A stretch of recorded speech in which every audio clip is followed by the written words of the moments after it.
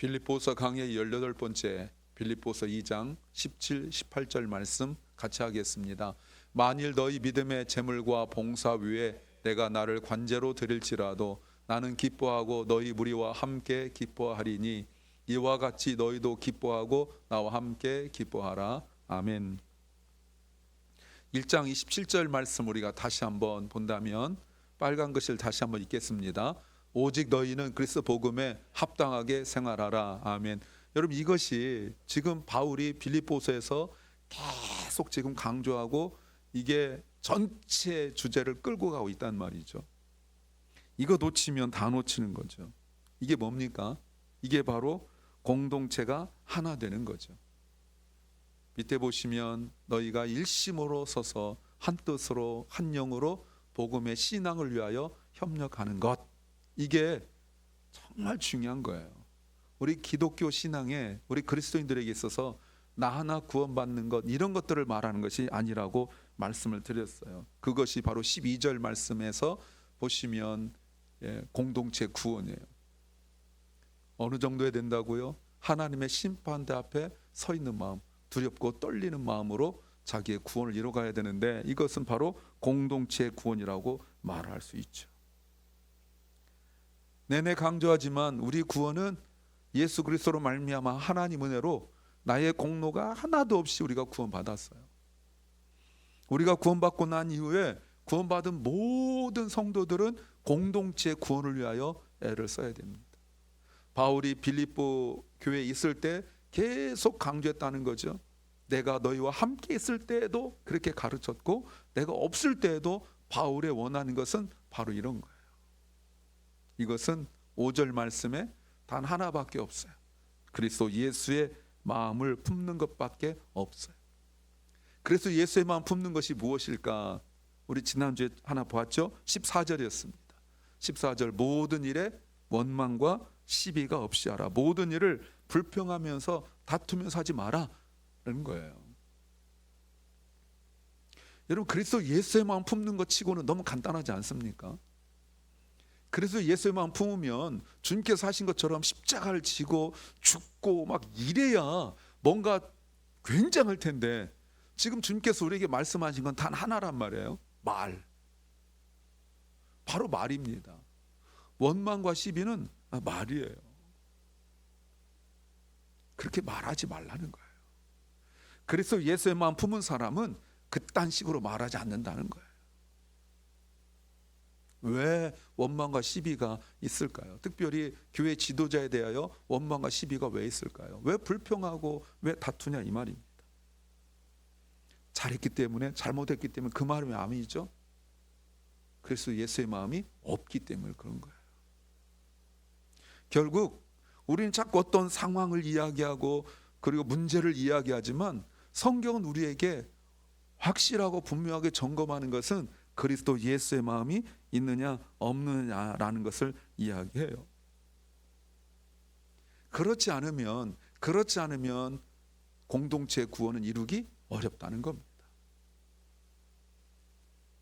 자, 보세요.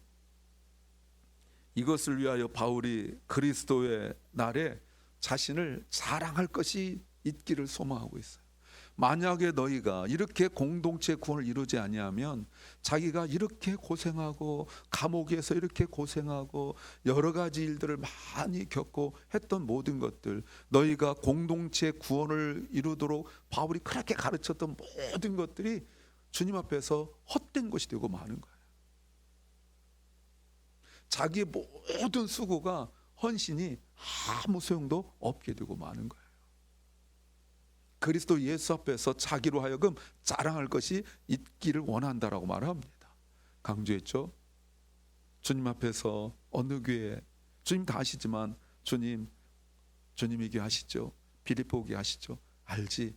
주님, 제가 그 교회에 있었잖아요. 제가 그 교회 섬겼잖아요. 이게 자랑해야 된다는 거예요. 다들 이제 곧 나옵니다만, 이제 곧 나와요. 우리가 이제 다음 주에 보겠지만, 디모데를 통해 보겠지만, 다 자기 일만 신경 써요. 다 모든 사람들이 다 자기 일에만 관심이 있어요. 그래서는 공동체 구원이 이루어질 수가 없다는 거예요. 왜 원망과 시비가 일어날까요? something 아니고 everything, 모든 일에 왜 그랬을까요? 왜 그렇게 일이 벌어지겠습니까? 어떤 일은 괜찮고 어떤 일은 왜 원망과 시비가 일어나겠어요? 그리스도 예수의 마음을 품지 않았기 때문에 그런 거예요. 그럼 바울이 주님 앞에서 자랑할 것이 없어지는 거예요. 그래서 바울은 이렇게 성도들에게 복음 합당하게 생활하도록 가르치고 수고하고 했었어요. 그리고 17절 말씀 보십시오. 정말 중요한 내용입니다. 만일 너희 믿음의 재물과 봉사 위에 내가 나를 관제로 드릴지라도 나는 기뻐하고 너희 무리 함께 기뻐하겠다라고 말합니다. 많이 익숙한 내용이죠. 너희 믿음의 재물과 봉사라고 말하고 있습니다. 그리스도인들의 믿음과 믿음에 의한 섬김을 말하는 거 아니겠습니까? 여러분 이게 뭘까요? 너희 믿음의 재물과 봉사, 섬김이 뭘까요? 이것이 곧 하나님 사랑하고 이웃 사랑한 걸 의미하는 겁니다. 여러분 보세요. 이것이 복음에 합당한 삶이에요. 너희 믿음의 재물과 봉사라는 것은 믿음에 합당한 생활이라고, 복음에 합당한 생활이라고 말할 수 있어요. 이것을 그리스도인들이 하나님께 드리는 재물, 즉 예배라고 말할 수 있어요. 놀랍죠. 놀라운 선포이고 놀라운 정의, 즉 데피니션이라고 말할 수 있습니다. 그리스도인의 믿음의 재물과 그리고 봉사, 이것을 한마디로 예배라고 말하는 거예요. 이것이 구약에서는 좀 다른 의미를 가지고 있죠. 성전에 가서 드리는 그 예배, 주님 앞에 자신의 모든 것을, 하나님 앞에 모든 걸 다 드리는 그 예배, 그때 예배가 어떻게 온전해지는 겁니까? 율법에 의하여 정하여진 대로 흠없는 제물을 하나님 앞에 드리는 것, 우리 지난주 보셨죠? 바로 그거죠.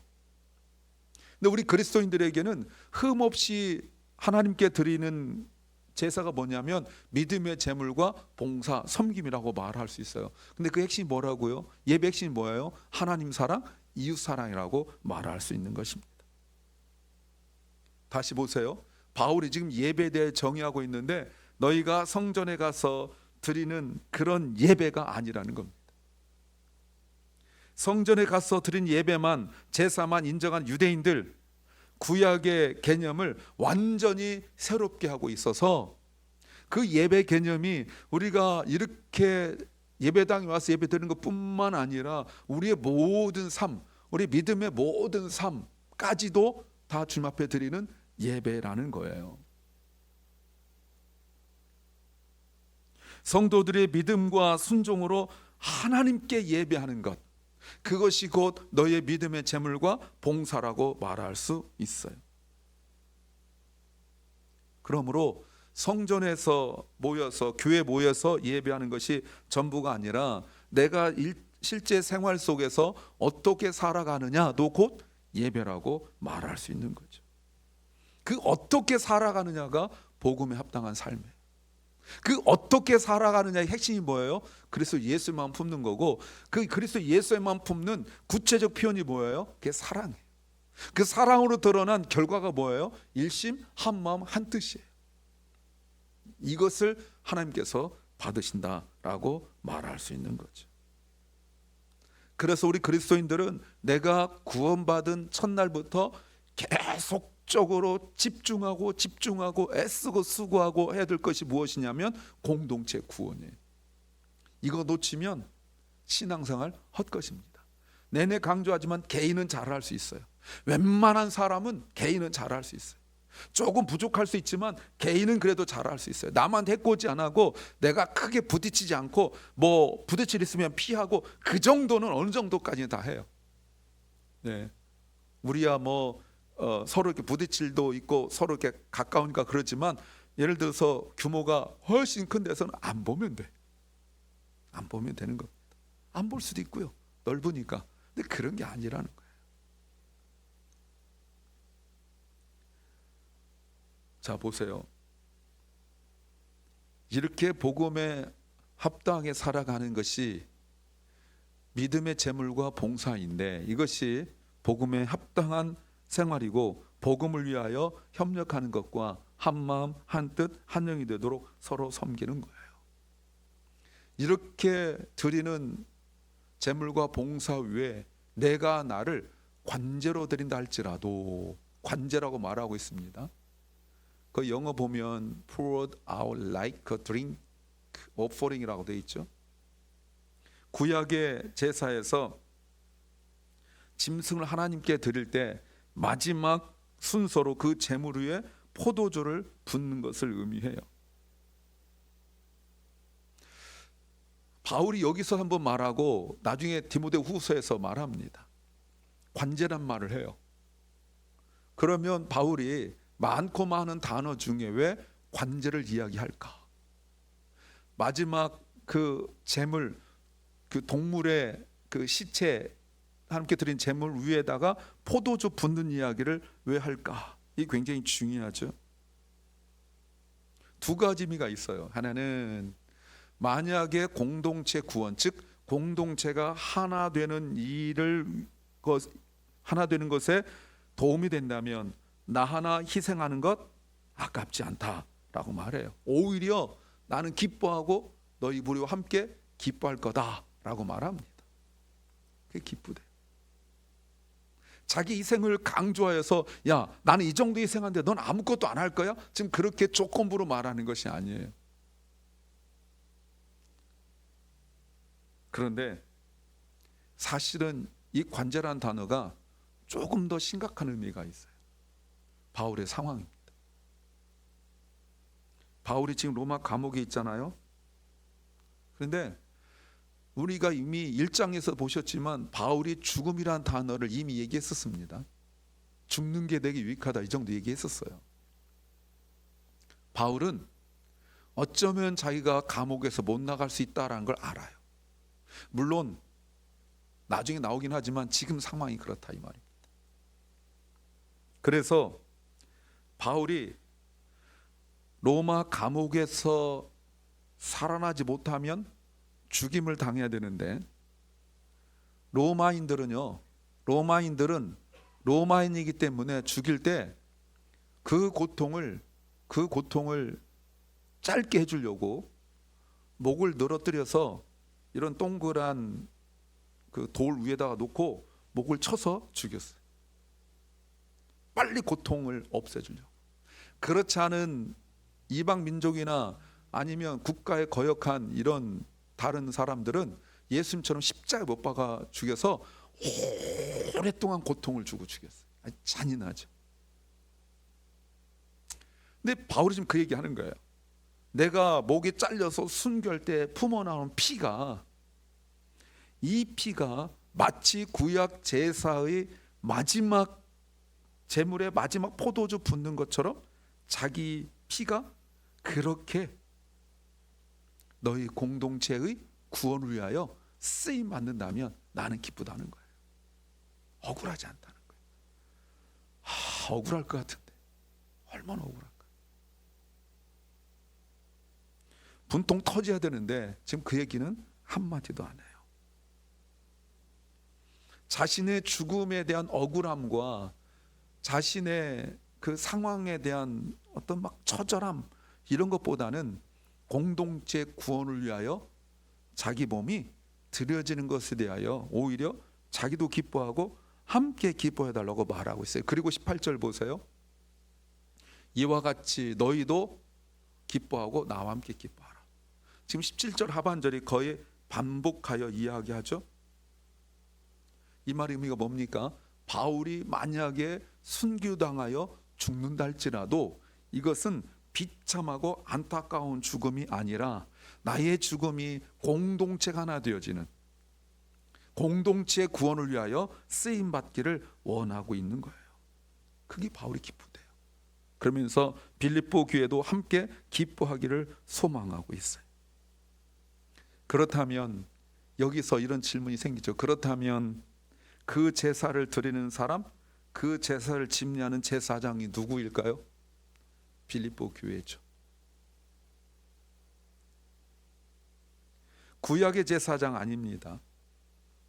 성도들은 17절에 자신의 믿음의 섬김과 순종의 제사를 제물로 드리면서 예배자이죠. 그러면서 또한 바울의 피를 관제로 드리는 제사장이 되는 거예요. 내가 주님 앞에 드리는 그 예배, 내가 주님 앞에 드리는 하나됨을 위한 예배, 그 예배에 마지막 포도주를 붓는 관제에 포도를 붓는 것이 아니라 바울의 피를 붓는 거예요. 그렇다면 여러분, 이런 예배를 너희가 한다면 나도 기쁘고 너희도 기뻐야 된다는 거예요. 사람 생명을 죽느냐 사느냐로 보지 말고 이것을 온전한 예배로 보자는 거예요. 그렇다면 온전한 예배의 가장 중요한 걸 뭐라고 생각하고 있는 겁니까? 누군가 희생이죠. 누군가 희생이 없이는, 누군가의 피 흘림이 없이는 예배가 온전해질 수 없다는 거예요. 예수님이 하나님이시지만 자기 자신을 낮춰 사람같이 되었고 또 종이 되어서 짐승처럼 죽으심으로 말미암아 우리가 주님 앞에, 하나님 앞에 온전한 예배를 드리는 것처럼 이 땅에 우리도 그리스도 예수의 마음 품으면 우리도 누군가는 그렇게 피를 흘려야 되는데, 바울이 순교하여 순교의 피를 흘려서 예배를 온전하게 하는 것처럼 우리 모두는 그렇게 피를 흘릴 수 없지만 그 스피릿, 그 마음을 가지고 서로 섬겨서 그 예배 구성원 중에 하나가 아니라 그저 있은 없으나 누군 없어도 괜찮고 이런 것이 아니라 누군 빠져도 괜찮고 이런 것이 아니라 모든 공동체가 한 마음 한 뜻 되어 주님 앞에 하나님 앞에 올려드리는 온전한 예배가 되어야 된다는 거예요. 그러니 이게 성격의 문제도 아니고 성품의 문제도 아니고 단순한 관계 문제가 아니라 무엇으로 봐야 된다고요? 예배로 봐야 돼요. 왜 바울은 이렇게까지 말합니까? 사실 지금 빌립보 교회는 바울에 대하여 굉장히 걱정하고 있어요. 감옥 생활을 오래되면서 바울이 많이 연약해졌거든요. 그래서 에바브로디도를 이미 보낸 상태이고 에바브로 디도를 통하여 빌립보 교회의 상태와 상황과 염려의 마음을 들었어요. 근데 바울은 빌립보 교회에게 오히려 기쁨이라는 단어를 이야기합니다. 그렇다면 빌립보 교회 하나님께 드리는 제사에 바울의 피를 포도주처럼 관제로 드리기를 바울은 원하고 있어요. 바울은 자기가 설령 순교를 당하여 목이 잘려 피를 흘리는 죽음을 죽는다 할지라도 마치 그리스도 예수의 십자가처럼 쓰임받기를 간절히 소망하고 있는 거예요. 바울이, 그런데 여러분, 바울이 빌립보서를 쭉 보면 기쁨이라는 단어가 이제 나오는데요, 바울이 기쁨이라는 단어가 지금 두 번째 나오고 있습니다. 앞에서 1장 18절 말씀에서 이렇게 말한 적이 있어요. 그러면 무엇이뇨? 외모로 하나 참으로 하나 무슨 방도를 하든지. 외모로 한다는 것은 바울이 밉고 시기하고 그래서 자기들이 떠들썩하게 복음을 증거하면 바울에게 불리하게 작용될 거라고 생각하고 복음을 전하는 사람들을 말하는 거죠. 참으로 하는 사람들은 바울이 감옥에 있어서 복음을 증거하지 못하니까 우리라도 대신 복음을 증거하자 하는 사람도 있었어요. 그런데 어찌하든지 간에 어떤 방법 하든지 간에 전파되는 것은 그리스도니 Christ is preached. 이로써 내가 기뻐하고 또한 기뻐하리라. 이런 기쁨이라는 단어가 나오면 앞에 있는 내용들이 한번 정리가 되어져요. 이것이 1장 27절에 복음에 합당한 생활인 거예요. 내가 당한 일이 충분히 바울이 얼마든지 열내고 화내고 꾸짖을 수 있어요. 그러나 바울은 온전한 예배를 위하여서 자기 자신이 지금 어떻게 될지를 이야기하고 있는 겁니다. 그리고 오늘 본문에서 기뻐하고 기뻐함을 이야기해요. 여기서 바울은 여전히 죽음을 이야기하고 있어요. 사랑하는 여러분, 비록 바울 자신이 혹시 사형당하여 죽을 수 있지만 교회 공동체가 하나 되는 것을 소망을 하고 쓰임 받는다면 바울은 그것도 기쁘다고 이야기하고 있습니다. 우리는 무엇에 기뻐하고 있습니까? 교회 공동체가 하나 되는 것에 쓰임 받는 것이 우리의 기도 제목이 되고 또 우리의 섬김이 됩니까? 나 하나 지금 책임 다하는 것, 이것도 당연한 거죠. 해야 되죠. 그런데 그 일들이 주님께서 원하시는 공동체의 구원을 위하여 쓰임 받는 것이 우리의 기도 제목이 되어야 합니다. 날마다 잊지 말아야 될 기도 제목, 단 한순간도 내 기도 속에 빼먹지 말아야 될 기도 제목이 무엇이냐면 공동체 구원이에요. 이 기도 놓치면 사실 앞에 있는 기도들은 의미가 없어요. 내가 건강해져서요, 내가 물질적으로 복을 받고 내 사업이 잘 돼서 어떡하라고요? 여러분, 그런 것들은 이미 앞에서 말씀드렸지만 내가 사업이 안 되고 힘들어서 너무 지쳐서 예배 못 나오고, 또 물질의 복을 받아서 사업이 잘 되면 많이 하느라고 바빠서 못 나오고, 젊어서는 바빠서 못 나오고 늙어서는 힘없어 못 나오고, 모든 것들이 다 핑계가 돼요. 공동체와 아무런 상관이 없어지는 거예요. 근데 우리가 예수 그리스도의 마음을 갖고 있다면, 그래서 예수의 마음을 갖고 있다면 바울처럼 내가 순교의 자리 간다 할지라도, 나에게 닥치는 어떤 일이 할지라도 이 모든 것들이 그저 나 개인의 문제가 아니라 공동체의 구원을 위하여 쓰임 받기를, 그래서 그것이 우리의 기쁨이 되기를 간절히 소망합니다.